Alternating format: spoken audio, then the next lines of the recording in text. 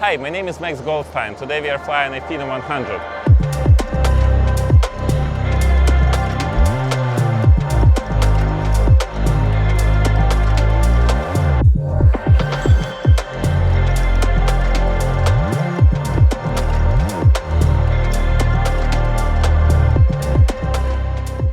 Phenom 100 was designed by Embraer to be better than Citation. It's got a bigger fuselage, it's got a big stare, which actually looks like you're flying a mid-sized jet. But there are always trade-offs.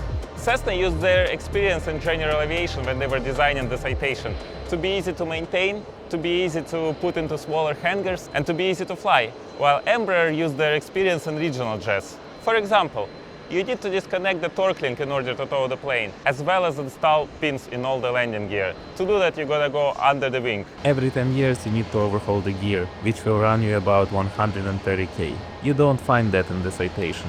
Phenom 100 is powered by FADEC-controlled Pratt & Whitney 617 engines, which produce 1,695 pounds of thrust. While having the same maximum takeoff weight as a CJ1 engines produce 1,900 pounds of thrust each. So the trade-offs you need to consider are Phenom 100 needs longer runways, and it has trouble reaching maximum altitude of flight level 410, especially if it gets a little bit warm. You can check oil in the side glass. Don't even need to pull out a dipstick. To add oil, you don't even need a funnel, thanks to a large filler port. This airplane has a trailing wing landing gear, so even a decent pilot is enough to make a nice landing. There are two baggage compartments, one on the front and one on the back. The back one is huge, so you can fit a ton of stuff over there. What do you think that is? Let me know in the comments down below.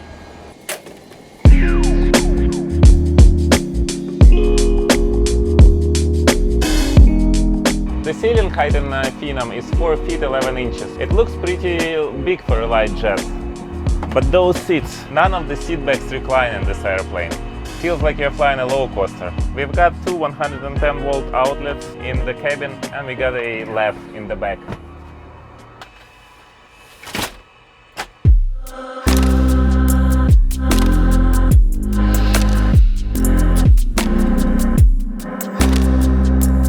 When you get into the cockpit of the Phenom, you can see an Embraer signature yoke. It's not the most convenient thing, but you can live with it. The ergonomics are very nice. To prepare the cockpit, you just check that all the knobs should be in the 12 o'clock position, and all the switches that have the auto position should be in the auto position. And all the lights should be off. So it's called the dark and quiet cockpit philosophy. So it's really hard to miss anything. It's easy to manage airplane. This airplane has 4 different flap settings, but the flaps 2 and 3 is the same angle of flaps. Basically the difference is you use flaps 2 for takeoff and flaps 3 for landing, and it lets the system know if you're taking off or landing.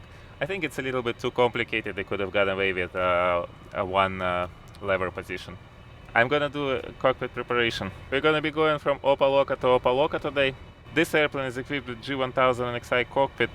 Basically it looks like a G1000, but different screens. They have higher resolution and they're faster and they have new functions. Screens connect to my iPad, and I just loaded the flight plan in G1000 and they pushed the flight plan into ForeFlight.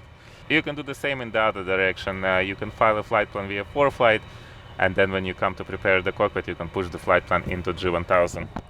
But you still have to set the temperature manually. Temperature is 25 today, and the temperature is used for FADECs to determine the engine power settings. And you have to confirm the LFE. You can get the LFE, which is the landing field elevation, from FMS, but you still have to confirm and accept it. This airplane has synoptic pages, which is not typical for an airplane of this size, and Citations don't have it, even the newer models like the 3 Plus and M2, which makes your life a little bit easier if you need to interpret if something goes wrong. I'm gonna do the tests. I'm gonna make sure all the lights are working. We're gonna do the fire test. Now we check the stall warning. The stall warning will actually tell you that you're stalled. Then it is also gonna have a stick pusher. So our takeoff weight today is 9,500 pounds. Our maximum takeoff weight is 10,600 pounds in this airplane, so we're 1,000 pounds under our gross takeoff weight. We're going to be taking off runway 12, and with the dry runway, we need as much as 3,400 feet in an airplane of 9,600 feet. In a Citation of at similar weight, the takeoff distance would be under 3000 feet. The takeoff distance for the citation will appear over here. I'm gonna set the speeds. So our decision speed today V1 is 102, VR is 104, that's our rotation speed, and V2 is 108. During engine start, the beacon will turn on automatically. Ready to start? I'm gonna start engine number 2 first, and FADEC will take care of the start. All I have to do is move the knob, just like in a car, into the start position, and FADEC will protect the engine from hot start, hung start, or no light off. So pretty much it makes pilot's job really easy. We got in 2 rotation, ignition, and 1 rotation, and we have a good start. So basically during engine start there are 2 batteries in this airplane, and battery number 1, the one in the nose, takes care of the avionics, and battery number 2 starts the engine, so there is no need to shut down the avionics. We're gonna check electrical emergency, make sure that our batteries are still good. We have 3 whites, so now our batteries power in the plane, and they still provide 26 volts. We climb to 2500 feet, and our climb speed will be about 160 if everything is good. Parking brake off. We can also put a chart. You gotta push the talk switch here on the glare shift. So it's really convenient if you're taxiing or if you're flying on the autopilot. You don't have to put your hands back on the yoke. What I would like to see in a Phenom is more pockets. There are no cup holders and no pockets to put your iPad or charts. And you only have a power outlet on the right side. Phenom has a unique brake-by-wire system. So when I press the brakes, the pedals are not connected mechanically to anything. There is a rheostat which tells the computer that I wanted to press the brakes, and the computer opens the hydraulic valve. We have a takeoff configuration warning system. It checks to make sure that I have the flap in the correct positions, that the parking brake is not set, and that the trims are set. Takeoff, okay. Okay, we're gonna be departing runway 12. At 400 feet, we're gonna retract the flaps, yaw damper on, climb power, and turn left. To heading 090, we're gonna climb to 2500 feet. In case of any failure before V1, we're gonna bring power to idle and stop on the runway, brake as needed. In case of an engine failure or problem at or above V1, we're gonna continue takeoff, positive rate gear up, maintain V2 to 400 feet, then accelerate to V2 plus 10 flaps up, and continue eastbound, climbing at VFS. If you stop in a Phenom due to brake-by-wire, you always want to set a parking brake. Because if you're stationary and you're pressing the pedals, the braking computer, I guess, doesn't really understand what's going on, and it might release the brakes after a certain time.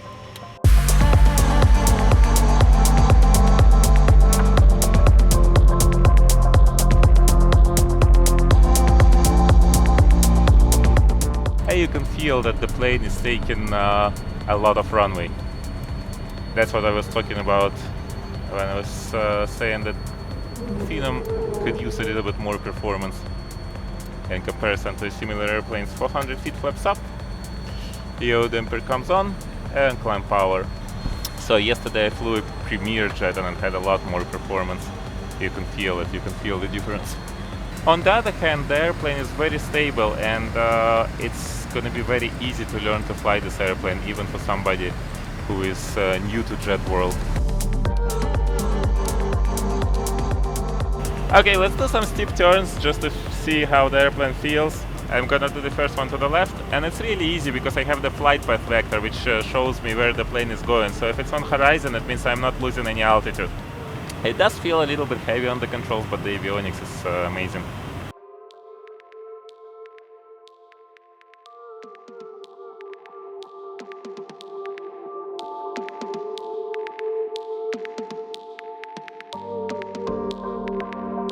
Let's check out at which airspeed will this airplane stall.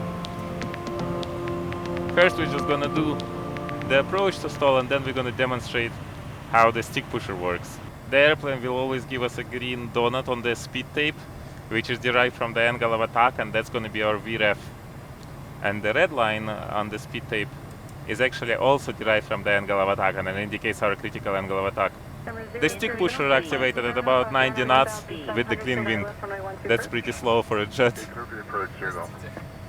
Let's see what speed it's gonna stall at the landing configuration. This airplane is equipped with boots, so when the boots are activated, they don't get rid of all of the ice, they just get rid of big ice chunks.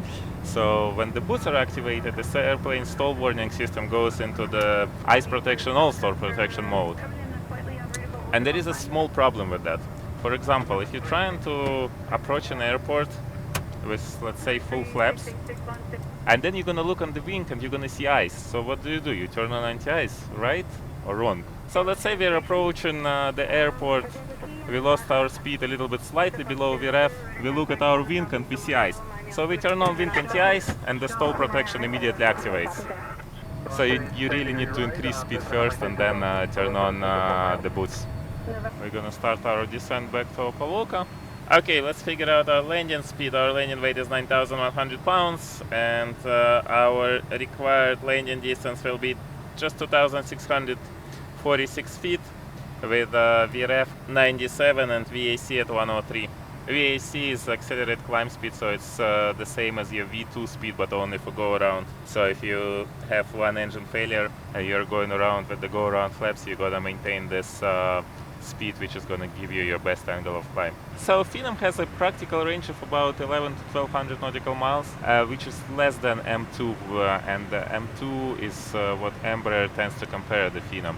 I just think M2 is a lot more airplane, or M2 is basically a CJ, so a CJ is a lot more airplane. In a CJ you can practically do 1300 nautical miles. Also CJs will do shorter runways, and CJs will almost always climb to flight level 410, while this airplane will struggle. You can buy a used airplane in good condition starting at $2 million, so you can compare it to an older CJ2, which is a lot more airplane, but of course it's going to be older, it's not going to have as nice cockpit as a Phenom. So it depends on your mission, it really depends on what you need. If you're talking about a new airplane, Phenom 100 is approximately the same price as a Citation M2.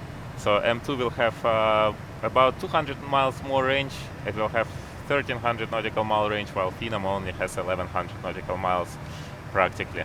M2 and CJs, they tend to fit more fuel than what it says in the book, while the Phenom actually fits a little bit less. What's good about the Phenom is you get a very user-friendly cockpit. You get something similar in the M2, even better, you get a G3000. Well, new Phenoms also come with the G3000, but if you look at the older CJs, of course, you will have a lot of toggle switches, so it takes a little bit more work to fly it, or at least it's not as user-friendly. On the other hand, the cockpit in a Phenom is pretty tight, so I prefer the Citation cockpit. The airplane is very stable on landing, and you don't flare a Phenom. The deck angle that you maintain on the approach is the deck angle you want to have at touchdown. Otherwise it will result in floating and might result in a runway overrun. A cool thing about having a G1000 is to have a flight path vector. If you put it on the runway, that's where you're going to end up. It's almost like a computer game.